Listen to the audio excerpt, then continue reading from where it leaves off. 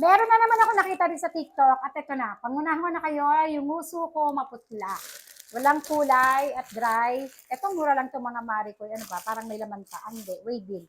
So, eto siya mga mare. Hindi na pala kailangan ng gunting. Ayan, lagi ko itong nakikitang dumadaan dito sa aking FYP. Curline, dalawa yung binili ko. Magkaiba to.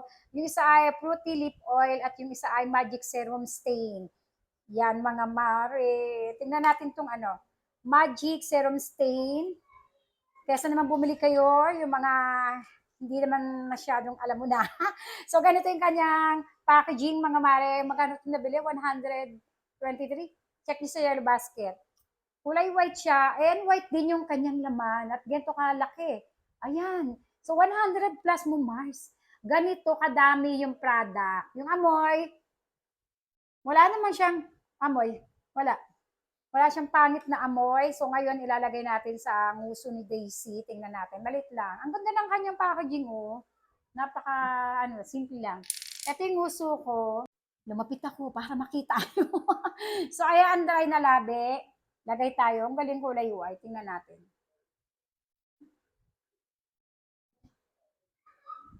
Uy, tingnan nyo, Mars. Kayo na musga. Walang kulay. Ito yung may product. Grabe, napakaganda at ang gaan niya sa labi ha. Lagyan natin yung taas. Ang ganda nito. Aba, aba, teka. Napakaganda naman ito. Ala! Ang ganda mga mare. San ka pa? Sa halagang 100 plus, curline pa. Mars, curline pa. Ito na lang yung bilihin nyo. Kesa naman pabudol kayo sa ibang product. At least ito, Mars, alam nyo na, may pangalan. Curline. So alam nyo na matagal na dito sa mundo. Kasi parang, ano ba, high school pa lang ako, may curline na. Mars, tingnan mo, ganda. Uy, ang ganda niya. Walang lasa, walang amoy, magaan sa labi. Madulas siya, actually. Maganda, ang ganda niya. Ang ganda. Ang swerte-swerte na lang ni Daisy. O yung isa, try natin, since di ko siya mabubura. Ay, sige, try natin burahin. Kuha tayong tissue, pero parang ayokong burahin. Ang ganda, grabe. Pero sige, kuha tayong tissue. Mars, bili kayo neto ha. Sobrang ganda. Promise, ang ganda-ganda niya. So, eto, tissuehin natin. Naku, mukhang di nabubura. Naku, oo nga. Paano ba to? Paano natin matatara yung isa? Ayan, ayan. Nabura ba? Parang hindi. Parang lalo siyang gumanda. Ay, ano ba to? Sige, try na natin. Ito na talaga ang gagamitin ko everyday. Oo, Mars. Ito naman yung kanilang Fruity Lip Oil. Curline din. O, Mars, di ba? Dito ka na sa Curline. Mura pa yung mga product nila. Kulay green yung kanyang product sa loob. Sobrang ganda. Grabe. Tapos, pa-roller siya. Try natin. Ito naman ay oil, lip oil. So, yung labi natin, nakulayan na kasi nga nakulayan na nitong serum. Lip serum stain.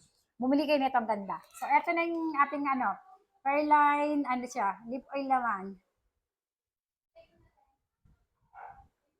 Oh, yeah, ang ganda rin. Nako, hindi na ako bibili siguro ng iba. Ito na lang. Ay, ang ganda. Grabe ka naman, Caroline. Ang ganda niya. May mansana siya. Green apple. Kasi nga, apple yung flavor nito eh. Actually, tatlong shade nila. Ito lang yung binili kong kulay. Kasi parang, meron na dati naman, nakakakita na ako ng mga pink, ganun. So, itong green naman. At ang ganda niya, Mars. Mars, nako, sabi ko sa inyo, ito yung hindi nyo pagsisisihan na bilihin. From Caroline, Mars, 100 plus lang to parehas yung bili ko.